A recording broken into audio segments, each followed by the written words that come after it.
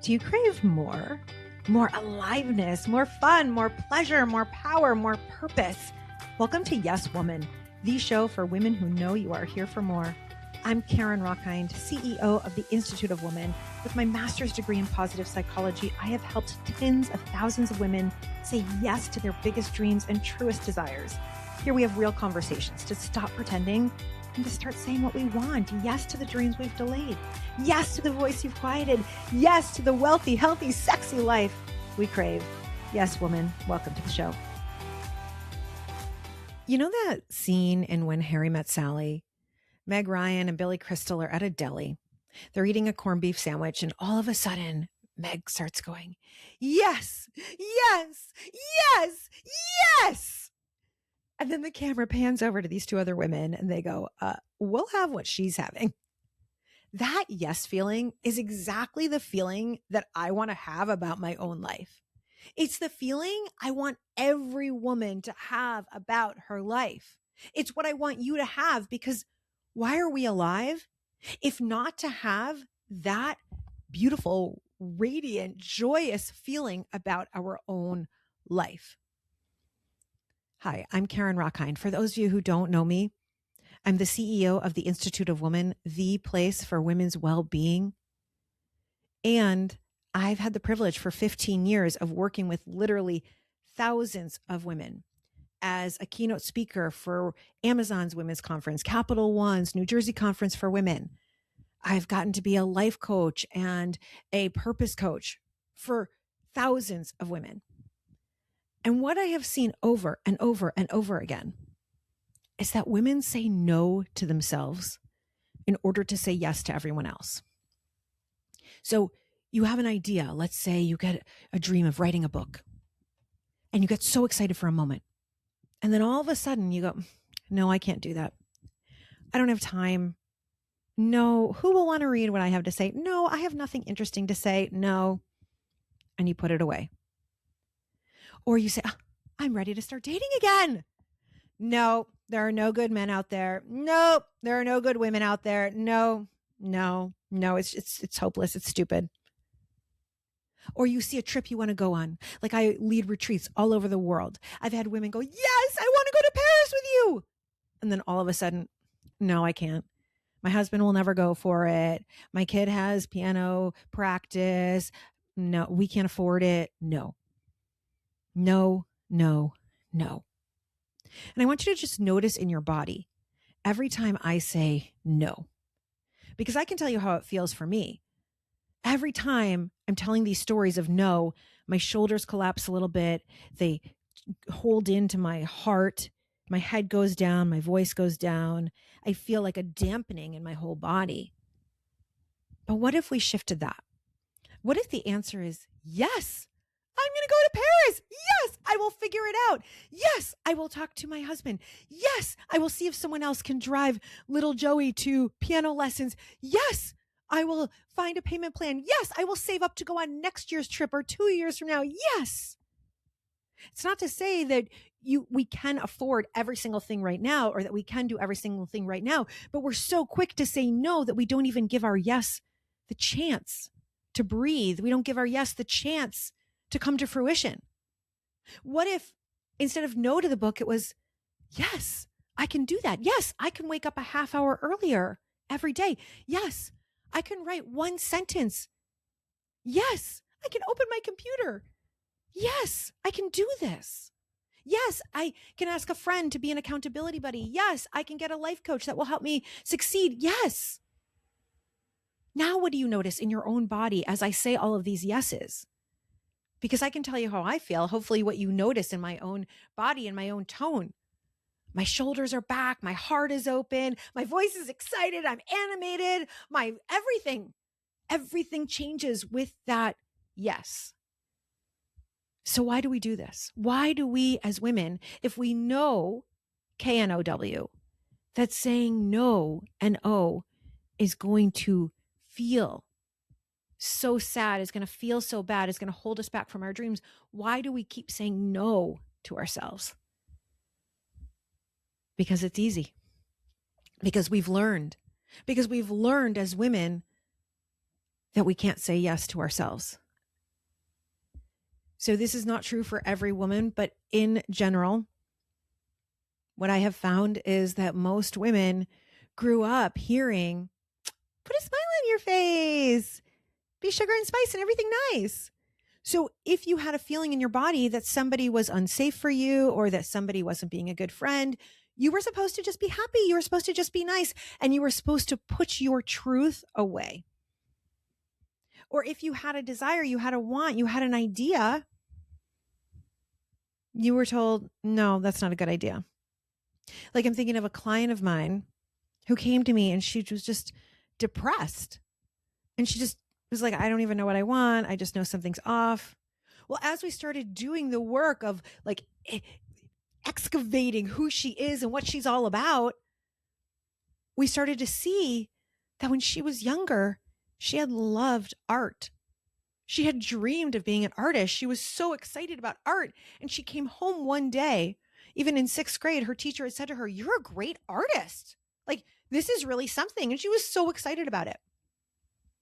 And she came home, and her mom that day, for whatever reason, her mom was like, just take it to your room. Didn't want to display it, didn't want to talk to her about it.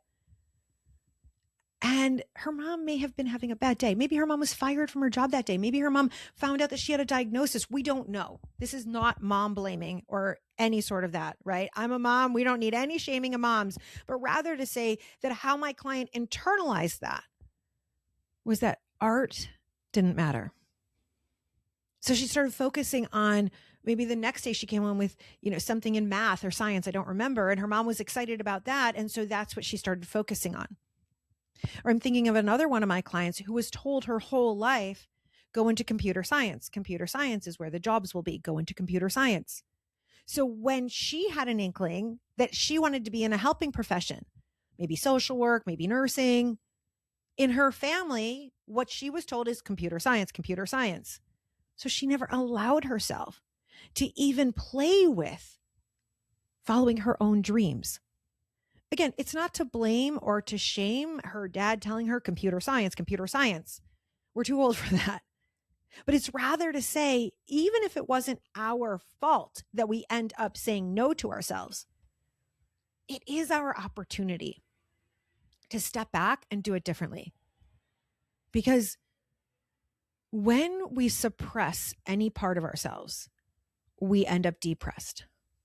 We can even look when we see people, quote unquote, come out or share publicly that they're queer, right? I'm thinking of a friend of mine who knew from the time that he was little.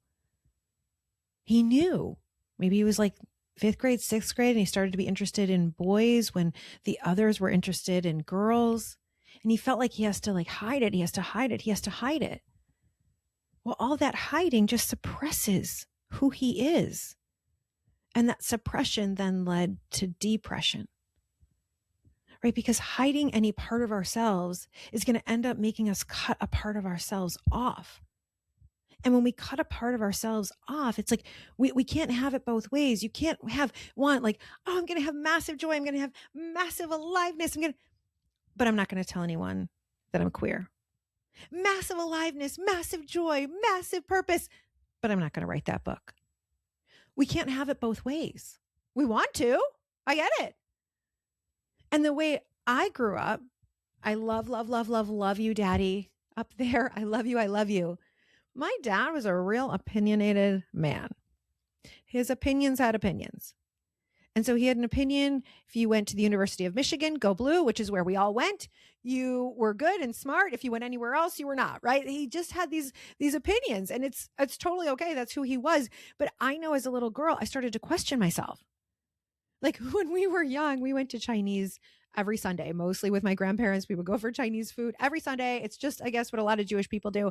And so we would go for Chinese. And for whatever, we would always order water. I don't know why, but we had the same order every single week.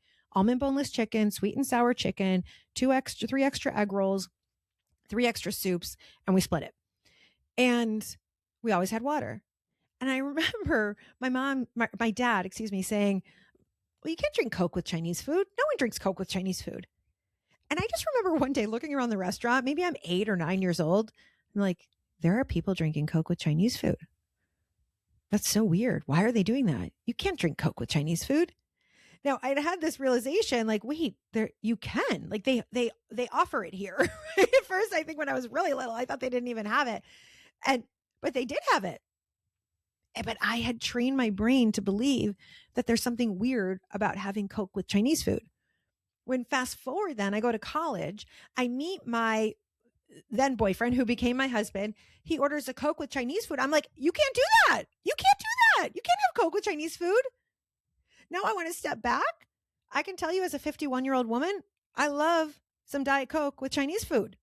Okay. I love it. I pretty much love Diet Coke with anything. Like, this is ridiculous. I love you, Daddy.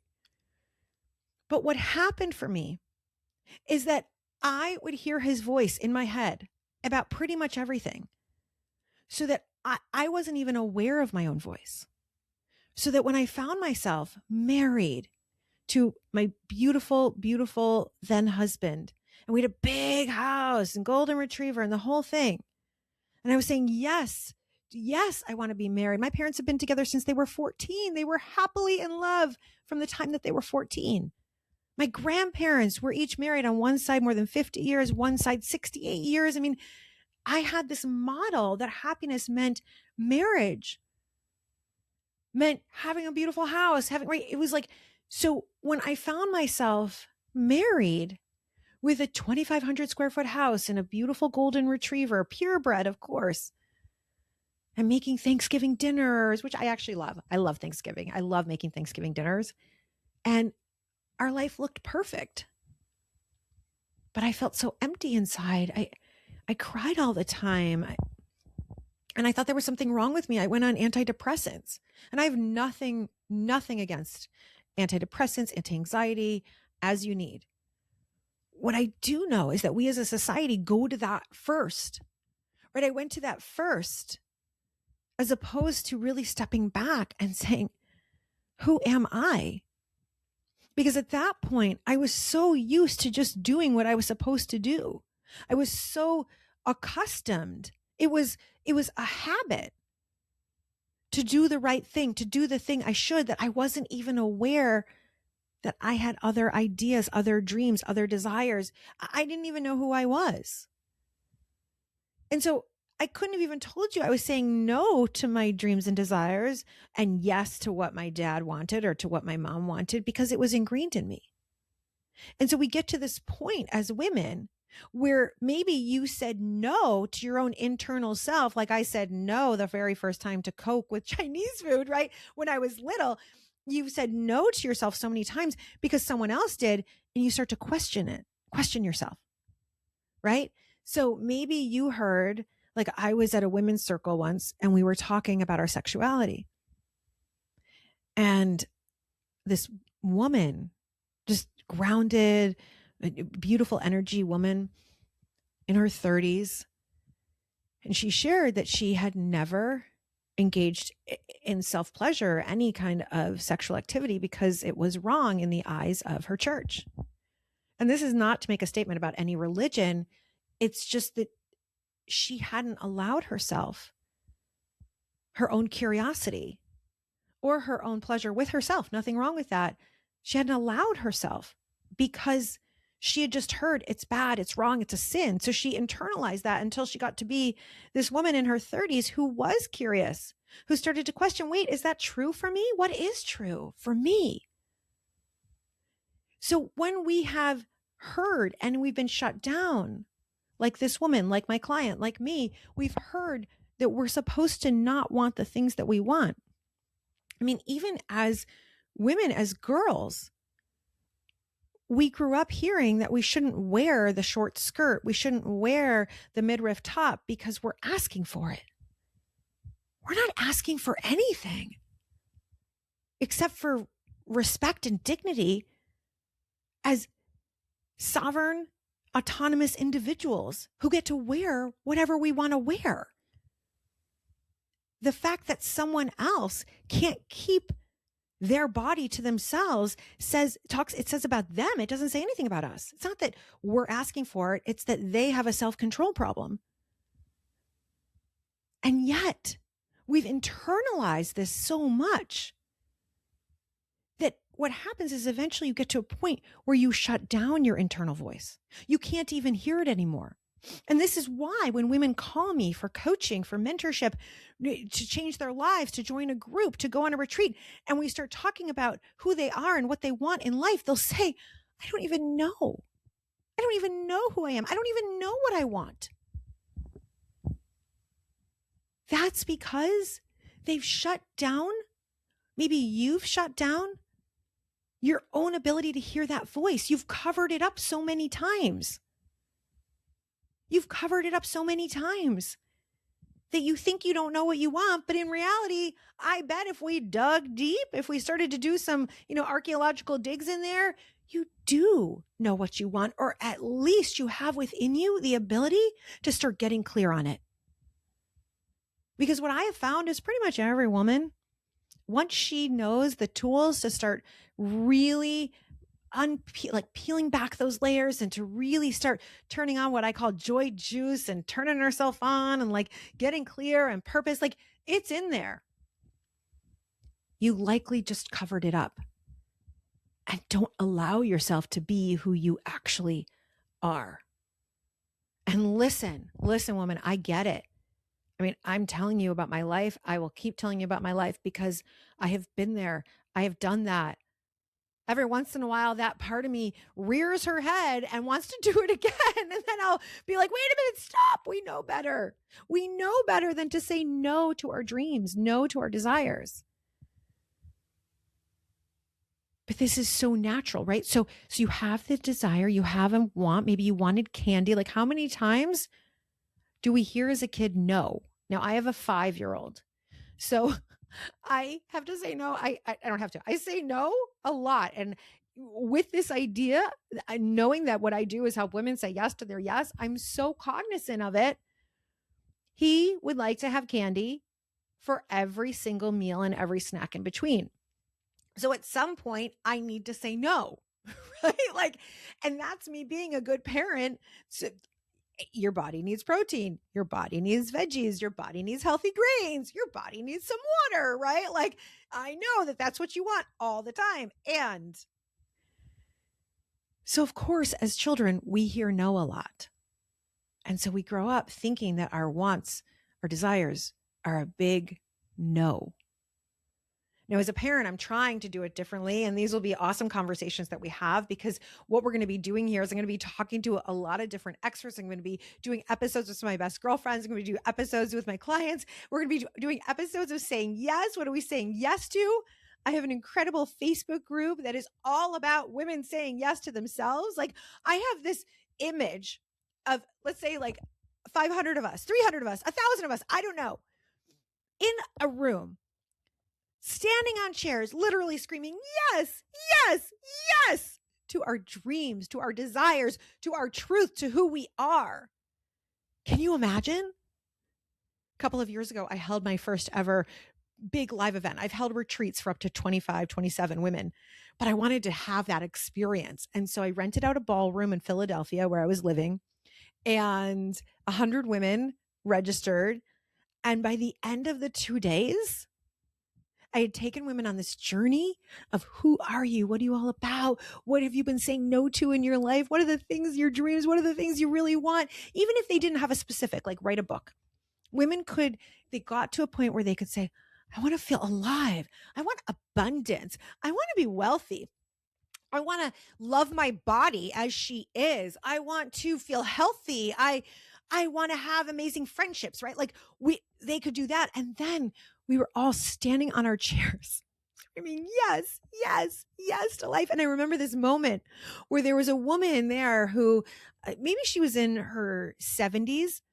And I'm on stage and I'm looking out, and there is a woman next to her holding her hand, right? Maybe this woman is in her 20s or 30s, maybe 40s. And it doesn't matter. She's holding her hand, the woman in her 70s, and helping her stand on a chair, and then holding her on her chair so she can scream, yes, yes, yes to life.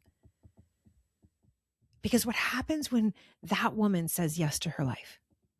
We all start to feel the permission to say yes to ours. Right? When one stands and says, yes, I'm going to write that book. Even if you've never wanted to write a book, you think, well, wait a minute. I've always wanted to go back to grad school. Maybe I can go back to grad school. Let me look into that. Or at the very least, you're like, wow, that's so inspiring. And then the fact that your friend is starting the book, it stays in your mind. Wow, Judy's writing that book. Wow, Judy's so amazing. She's writing that book. You got to meet my friend Judy. She's writing that book. It stays in your mind. And everything starts to shift. Everything starts to shift when you're around other women who are saying yes to themselves, yes to their dreams. And by the way, before any of you, if you're watching this, start to think, oh, that sounds really selfish. Anyone having that thought? We've had this idea. The word selfish in society has become a bad word, and typically it means a bad woman. You're a bad woman if you take care of yourself and you fill up before you take care of others. You're a bad woman if you have a dream, period. You're a bad woman if you aren't putting everyone else in front of you. You're a bad woman if you take the first cookie. You're a bad woman. I mean, we've been set up. We've been set up for such failure. We can't win until now. Because not only can we win, we were born to win. Women, we birth every human on this planet. We still carry the bulk of childcare, even though in two households where there are two parents, even heterosexual relationships, we are seeing men pick up more of the household care, but women still do 70% of the child care. Women still do 58% of the home care. So we still are carrying the bulk of the mental load. We are amazing. One of the tools I teach my clients is called I Am Amazing. So that you can start to, instead of looking in the mirror and saying, oh, my bags under my eyes, I got chin hair. Ugh. Look at my thighs. You look in the mirror and you go, I am amazing. I'm amazing that I birthed a human and that the toenails are in the right place and that there's not 5 eyes. Like, I'm amazing that my body did that. Or I'm amazing that I'm taking care and fostering these cats. I'm amazing that I helped a friend through a really hard time last week. I'm amazing that I spoke my voice when someone was making racist or anti-Semitic or whatever comments at your holiday dinner. You're amazing because you stood up for what's right. You're amazing. That's saying yes to your voice. Because what happens when we have learned not to say yes to our voice, it doesn't feel good.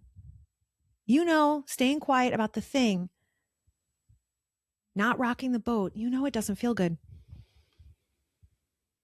And so this is a whole new paradigm. Because what happened for me is I was saying, no, I got the divorce and started to figure out what is happiness. I started writing a book called Divorced Hot and Under 30. And I will talk about all this. You can find some of this on previous podcasts, but I will talk about all this in regards to yes, woman. But then I got afraid. I had a publisher say no. It was an agent say no to that book. And rather than saying, well, there's probably at least 5,000 other agents, at least. Let me find one who will say yes, or let me find a publisher who will say yes. I let that no go. I guess I'm not supposed to write a book. I guess it's not that good. And little by little, I started to give up on that dream. I started to give up on my dream of women's empowerment. And it was 8 years. During that 8 years, I became so severely depressed. Remember, if you suppress any part of yourself, you will become depressed. I was suppressing this dream and suppressing. I would go to my psychiatrist and every month say to her, I need more medication. It's just not working. I need more. Until finally one day, I'm in her office and I said, I must be bipolar. Not that there's anything wrong with having a bipolar diagnosis. I didn't know what was wrong with me. Like, I didn't know why I was feeling this way. And so I said to her, I must be bipolar. And she puts her pen in her notebook and closes her notebook, leans forward, looks me in the eyes, and says, Carin, you're not bipolar. You have all of these dreams that you talk about and have never pursued. Is that like the best psychiatrist ever, right? Because most psychiatrists are just like, you get to spend 5 minutes with them, they hand you a med and you walk out. Like, no, she was so good. Thank you, Susan, wherever you are. She was so good. So I went home, and my mom is a mathematician. She's incredible. She's got such a logical brain, and I'm such an emotional heart. And so she had me make a list of all the things I'd ever regretted and all the things I'd ever wanted to do, all the things I wished I had said yes to. And she said, pick one. My mom said, pick one. So the first one I picked was I had wanted to go abroad in college. I had desperately wanted to go to Paris. But I didn't, because I had this boyfriend, and I was afraid if I went abroad, he wouldn't want to be with me anymore, and then we wouldn't get married, and we were supposed to get married. So at the time, this is crazy, I went on Craigslist and I booked an apartment on Craigslist in Paris. Airbnb didn't exist then. I mean, so crazy. On Craigslist, I sent money wire transfer to Paris.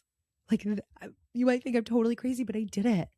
And then I went into my boss's office and I'm like, I need a mental health break. I need to go to Paris for a month. No, it sounds so silly when I say it. He could have like totally kicked me out of his office.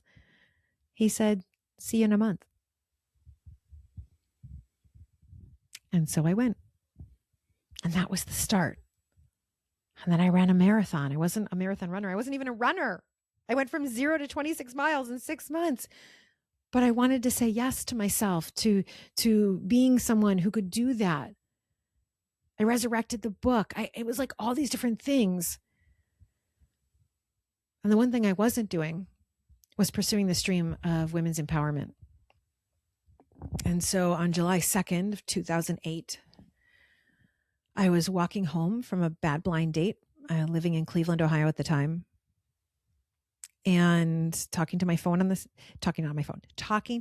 on the phone. She lived in San Diego, where I currently live. At the time, I'm in Cleveland. And I'm like, oh my God, he was such a loser, blah, blah, blah. And we're laughing about this guy. And I go to put my key in the condominium door. And all of a sudden, I feel hot breath on my neck. And I turn around and I am nose to nose with a young man. And I'm looking at him. Are you going into the building? Like, do you have a friend who lives there? I've never seen him before. And he looks into my eyes and then looks down at my stomach and pulls a gun. And I scream and I fall to the floor and going, please don't hurt me. Please don't hurt me. Please don't hurt me. Meanwhile, the phone is somewhere on the floor. My sister's in California, like crying, screaming for me. I've heard her. Now I know her story afterwards, right? She's like listening to this whole thing. I think I'm going to die. I'm begging for my life. I look up. The gun is now pointed right here at my left temple. And I'm going, please don't hurt me. Please don't hurt me. And all of a sudden, this dream of doing this, of being on a microphone, talking to you, of being on that stage, talking to 100 women, of empowering women to live their dreams. That dream came to me. And I realized I'm going to die and never pursue that dream. And so I made myself a promise. If I live, I actually said to God, I said, if I live, I promise I will pursue that purpose no matter what. And just like that, the man took my purse and he ran. I lived. And that was the start of saying yes to myself. No matter what, forevermore. Yes. I don't always know how my dream's going to happen. I don't know when it's going to happen. But yes, because I almost died. I know what that moment is like. And I now know I have worked with so many women who it took them getting cancer God forbid, but it took them getting cancer until they started to take their own dreams seriously and say yes to themselves. It took them losing their best friend to cancer before they stepped back and said, who am I? What do I really want? And I don't want you to end up with a gun to your head. I don't want you to end up with a terrible diagnosis and look back and say, why? Why did I wait? Why did I say no to my dreams? Why didn't I start to really go inward and say, who am I? I'm a yes to me. Because society may have told us that it's selfish, but actually it's selfish to not go after your dreams, to not say yes. Because if you keep saying no, you're not being a great parent. You might say to your kid, go after your dreams, but they don't learn by what you say. They learn by what you do. They're following your modeling. If you say, no, I'm not going to go on that girls' trip I wanted to go on, and no, then you're all resentful, bitter, down, depressed. That's not good for your kid. It's way better for your kid to see, oh, mom, they might not like it at first. My child, I travel a lot for work because I lead retreats everywhere. I also go on women's weekends with my friends. My child knows this. Does he love it all the time? No. Do we have a special, like I leave him notes, like we have special routines around it. And what I want is that he's going to grow up and realize my mom said yes to what she needed, because I am a 100% better mother because I fill myself up. I'm 100% better mother because I follow my own truth. There's so many yeses I can't wait to tell you about with this show. I mean, a small one, when I got pregnant, which is a whole other story, but when I finally was able to have a baby, because it took 5 years, different story. But when I was pregnant, a friend of mine, I had a convertible, and a friend of mine said, you can't have a baby and have a convertible. Why not? Well, because the baby and the air and small car. I still have the convertible. He's 5.5 and now he loves it. Like, what are we talking about? When the baby was, coming home from the hospital at 6 days old, he wasn't, I didn't have the top down, right? Like, I'm responsible when you give me no credit. So there are so many things we've been told as women about our yes. And on this show, Yes Woman, we are here to debunk it all. We are here to turn it around, because this isn't about you being a yes woman to everyone else. This is yes, woman. You want to write that book? I'm going to say, yes, woman, you got this. Let's figure out how you can do it. You want to figure out what your purpose is. You want to start a business. You want to go and be a model at 75. I'm going to go, yes, woman. You know why? Because there are 75-year-old models. You want to make your own stream of income and you don't know how? I'm going to go, yes, woman, that's possible. Because do you know how many different ways there are to make money? I mean, there's making money, living a purpose, making ebooks, teaching different topics. I mean, people are making money by selling pictures of their feet online on OnlyFans. Like, I'm not telling you that you need to do that, but if you want to make extra money and do it in a totally respectable way, there are a million ways. I'm going to say, yes, woman, let's figure out how to do that. And I'm going to say that your yes is the least selfish thing you could do, but rather it's otherish, because a lit up woman lights up this world. Say that with me. A lit up woman lights up this world. A lit up woman lights up this world. You know it. You know when a lit up woman walks down the street. You're like, who is she? You're like, I'll have what she's having. So welcome to Yes Woman. I am so excited to say yes with you. Bye for now.